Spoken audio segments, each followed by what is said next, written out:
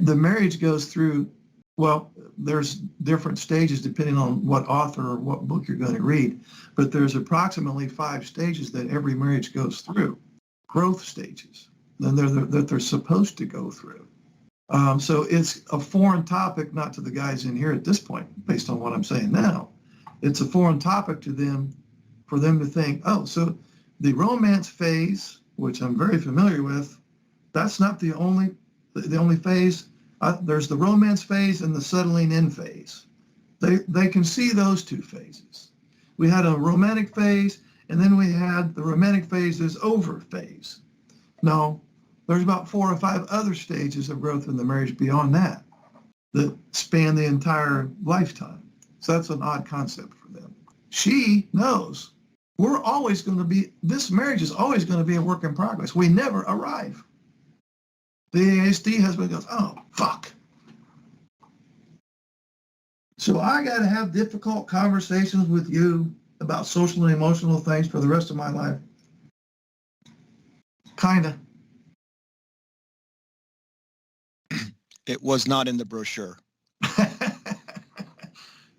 They should tell you up front. They should give you a little manual. I pronounce you a man and a wife, and here's your manual.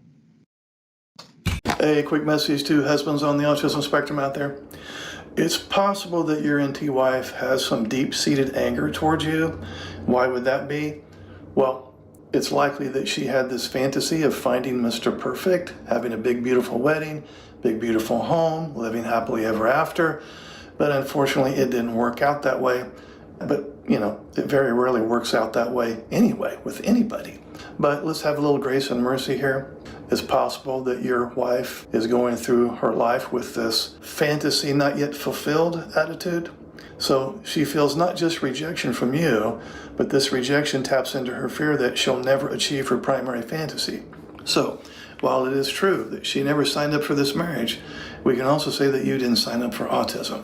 So to all the guys out there on the spectrum, extend a little grace and mercy when your wife is feeling like she's not getting her fantasy met. Maybe you can help, and I even ask, okay, what can I say or do to help you achieve some of the things that you had originally hoped for? Hey, quick message to neurotypical wives out there. If you have a husband on the autism spectrum, he's going to have a very limited range of interest. In fact, he's probably only going to have one interest. And that one interest is probably not going to be your interest. So whenever you talk about anything other than that one thing that he's interested in, he's going to find it very boring. Exceedingly boring. I'm sorry. So when you're talking about how your rose garden is doing, or what you and your girlfriends talked about at lunch yesterday, or the vacation that you want to go on next month, boring. And he's going to try to listen, but his mind will be off over there somewhere. Hidden autistic rule, I'm sorry. Only talk about the stuff that he's interested in. I mean, the one thing that he's interested in. Excuse me, come here. Come here, please. If you have a husband that's on the autism spectrum, he's not going to understand why you think the way you do. He's not going to understand why you have certain opinions. And he's not going to understand the motive behind your behavior. And if you have a different opinion from his opinion, he's going to think that you're being critical and that you're attacking him because you don't share the same opinion. It's a hidden autistic rule. So just be sure to always agree with him. Here's your line. Oh yeah, honey, you're absolutely right again. What the hell was I thinking? Just to keep the peace, you know. Hidden autistic rule. I'm sorry. Shh. Psst. Psst. Excuse me. Don't try to talk to your autistic husband when he's engaged in his special interest. It's a hidden autistic rule that he'll never tell you about. If you do interrupt him, try to talk to him while he's busy doing his thing, he'll only listen to 50% of what you're saying. He'll only understand 25% of what he's listening to. He'll only retain 10% of what he understands, and he'll probably only follow through with 5% of what you want him to do in that moment. I'm sorry. Hidden autistic rule.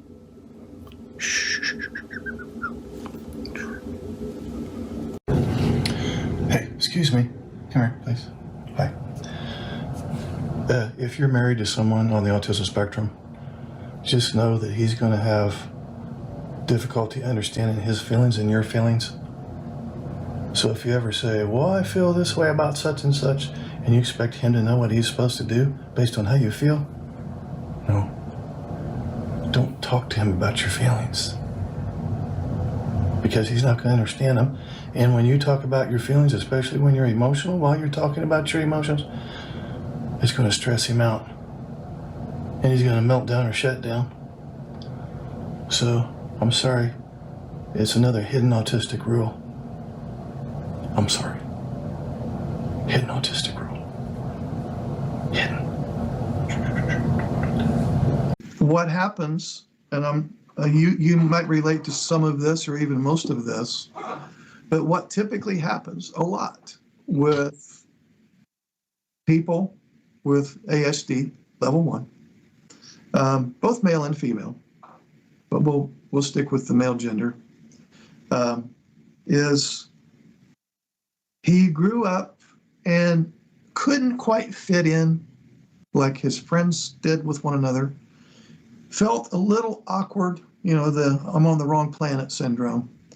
And in some severe cases, he may have been rejected by his peers at some level, ostracized from the group, and even in some even worse cases, might have been teased, bullied. And so he realizes, I don't know what to say or do to fit in. And so he's tired of trying and tired of being on the receiving end of so much disapproval. He may have been viewed as a problem child by parents, as a problem student by teachers, and just always felt I'm just awkward and odd, and at some level people just don't like me, and I don't really want people to know who I truly am. That's where the masking comes in. And plus, I don't really feel that comfortable around people, and so I'm going to gravitate towards tasks and objects and non-social things. And at some level, he has the thought, I keep making these social blunders, saying the wrong thing at the wrong time, not saying the right thing at the right time, not being able to say and do the things that get the acceptance that I want. And I'm always making these mistakes, and I seem to be incapable of learning from these mistakes. Therefore, I am a mistake. I am a mistake. So there's toxic guilt, which is I'm odd and I can't quite fit in. I keep making these mistakes. That's toxic guilt. I never get it right. I'm always messing up. Doesn't matter what I say or do. It's always wrong. That's toxic guilt. False guilt would be another term to use, false guilt, because it's not true. You're not always making mistakes. You're probably beating up on yourself, making more, and you think you're making more mistakes than you are. Toxic guilt leads to toxic shame, which is because I make all of these mistakes consistently and don't learn from them, therefore I am a mistake. That's toxic shame. And so with toxic shame, there needs to be a cover-up. I cannot let people know how defective and flawed I am. You're not defective or flawed. This is a thinking error on your part. But that's the thought. I have this toxic shame. I feel defective or flawed, and I got to hide it. I can't let anybody know I have this, that I'm defective and flawed. And so what's the hiding involved? Being perfectionistic, staying away from people as much as possible, being a super achiever. You said you're a university professor. Being perfectionistic. All of that stuff is shame cover-up. So the answer to the question is this, finally, and that is, you're not a mistake. You're not defective. You're not flawed. You're exactly who God created you to be. You don't need to try to be neurotypical. Nobody, including God himself, wants you to be neurotypical. And look at all the people on the autism spectrum that have created and invented and pursued, I mean, the philosophers, university professors, teachers, engineers, computer scientists. Where would we be, Lincoln, if we did not have, for example, Bill Gates, who made the programmable computer we're on right now, and the list would be long and deep, inventors, artists, musicians. The world, if we could rewind time and get all the autistic people on their own planet and we didn't have any, where would we be? We might not even have near the technology we have today. No doubt we would not have it, because the autistic brain can hyper-focus for long periods of time. The autistic brain can systematize, can think in pictures, and can look at a scramble of chaotic things and make sense out of it. So the strengths associated with autism are far, far greater than the weaknesses. And the person with ASD level 1 will have some strengths that a neurotypical brain would not have.